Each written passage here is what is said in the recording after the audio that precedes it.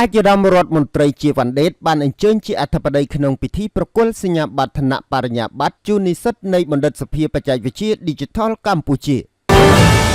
តារា Cambodia News រាជធានីភ្នំពេញព្រឹកថ្ងៃទី1ខែធ្នូឆ្នាំ2025អាយដាមជាវ៉ាន់ដេតរដ្ឋមន្ត្រីក្រសួងប្រៃសណីនិងទូរគមនាគមន៍ហៅកាត់ថាកបតោបានអញ្ជើញជាអធិបតីក្នុងពិធីប្រគល់សញ្ញាបត្រឋានៈបរិញ្ញាបត្រជូននិស្សិតនៃបណ្ឌិតសភាបច្ចេកវិទ្យា Digital កម្ពុជាហៅកាត់ថាបបដូចំនួន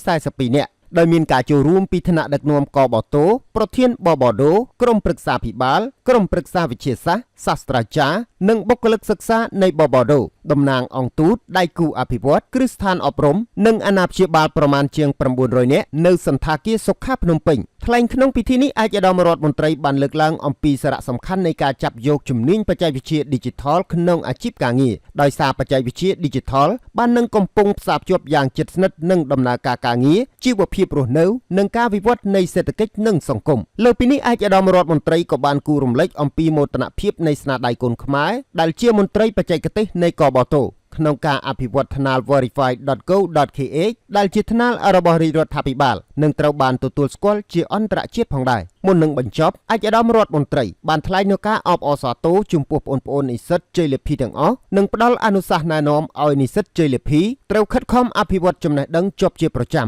បំពេញការងារដោយឧស្សាហ៍ព្យាយាមមានការទទួលខុសត្រូវខ្ពស់លើការងារនិងត្រូវប្រកាន់ភ្ជាប់ស្មារតីជាខ្មែរទោះស្ថិតនៅក្នុងកលៈទេសៈណាក៏ដោយ